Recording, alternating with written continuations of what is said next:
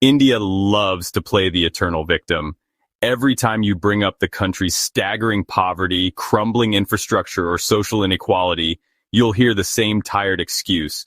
The Britishers stole $45 trillion from us. They ruined us. It's all their fault. Just look at this comment I received that says, "Bro, first return our $45 trillion. How can you improve and develop a country by demanding something that will never happen? It's like saying that you don't need to save money, just spend everything on the lottery and someday you will win, and all your problems will be solved. Why wait for the non-existent $45 trillion before you make policies and investments that will improve your country? And even if India magically receives a check for $45 trillion, let's be real, it will mostly line the pockets of the 1%, with the next 20% receiving a decent boost, and the bottom 80% receiving almost nothing, still in poverty, and still going to bed hungry most nights. Here's the uncomfortable truth. India has been independent for nearly 80 years. That's longer than the British Raj even lasted. And yet, Indian netizens still blame its failures on colonialism, while countries that suffered worse under European powers have leapfrogged ahead in development. Let's break the fantasy and the WhatsApp scripts by examining Singapore. In the 1960s, Singapore wasn't just poor, it was dismissed as a lost cause. It had no natural resources, no water of its own, and a deeply divided multi-ethnic population. Even Malaysia didn't want Singapore, so it kicked it out of the country. Many contemporaries believed that it was doomed to be a backwater island nation, resigned to utter insignificance with a paltry economy. Today, Singapore is one of the richest countries in the world, with skyscrapers that rival Manhattan and a GDP per capita of nearly $90,000. Think about that for a second. $90,000. That's over 30 times India's GDP per capita. It didn't get there by endlessly crying about British rule. In fact, it was colonized and brutalized by both the British and the Japanese. Lee Kuan Yew himself was almost killed by a Japanese soldier during his youth, but luckily for Singapore, he lived. And look at Vietnam. Colonized by the French, bombed mercilessly by the Americans, devastated by decades of war, and yet Vietnam dusted itself off.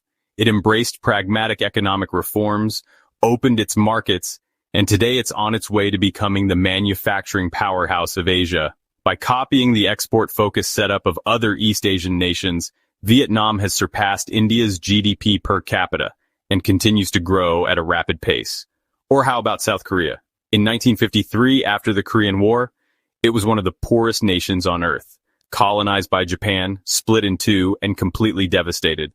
Today, there's no comparison. South Korea is a technological superpower with companies like Samsung and Hyundai dominating the global market. What does India have to compete with Samsung? Cow dung? Even Botswana, yes, a small African nation, was dirt poor when it gained independence from Britain in 1966. Unlike India, it didn't have a vast labor force, fertile land, or a centuries-old civilization to fall back on. Today, Botswana's GDP per capita is over $7,000, nearly 3 times higher than India's. So, what's India's excuse? Indians online love to throw around that mythical $45 trillion stolen by Britain figure. But let's be honest, it's a wildly exaggerated number cooked up to fuel nationalist outrage. Even if Britain did take that amount over 2 centuries, how does that justify India's failure to fix basic problems like open defecation, child malnutrition, or gender inequality in 2025? Here's the hard truth. India's problems are homegrown. Stop blaming the past and look at the present towards the future. Let's start with the caste system, a 2,000-year-old hierarchy that still dictates where people can work, whom they can marry, and whether they're treated like human beings. It's not the British who forced Dalit children to clean toilets or beat them for sitting in the wrong part of the classroom. That's Indian society. It existed long before the British came to India, and it still exists long after the British left. Then there's ethnic and religious violence. India has witnessed countless Hindu-Muslim riots, Sikh massacres, separatist insurgencies in Kashmir and the Northeast, and lynch mobs attacking people over rumors of cow slaughter or beef consumption. These aren't the scars of colonialism. This is the result of toxic politics and deep-rooted intolerance. How the hell can you blame colonialism for targeting people for disrespecting cows? Speaking of politics, India's governments have been spectacularly ineffective since independence. The first decades were wasted on Soviet-style central planning, protectionist trade policies, and a bloated bureaucracy. Now that definitely cannot be blamed on the British. You know, the empire of trade and capitalism.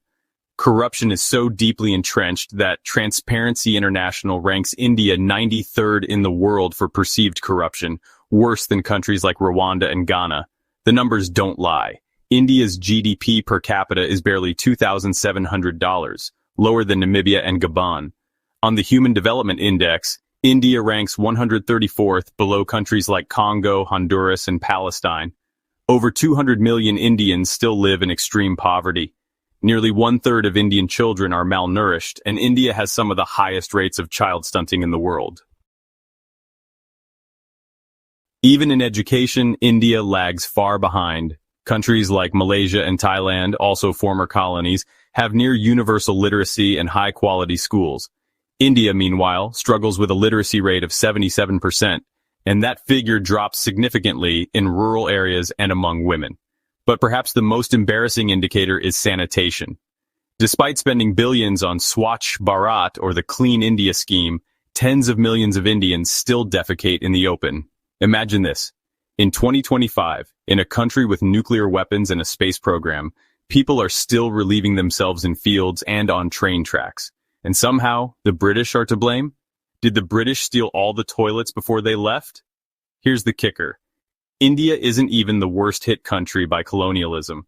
If colonial rule alone doomed nations, then Ireland, colonized by Britain for centuries and subjected to famine and mass emigration, should be a failed state. Instead, Ireland is now one of the richest nations in Europe, with a GDP per capita of over $100,000. And sure, a lot of that is inflated because of tax loopholes and company residence rules that allow companies like Apple to file taxes in Ireland.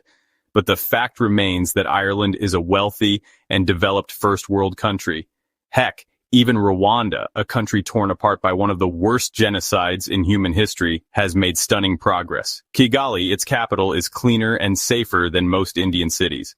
Rwanda has tackled corruption, promoted gender equality, and achieved near universal healthcare coverage. And I don't see any annoying Rwandans bragging and boasting online.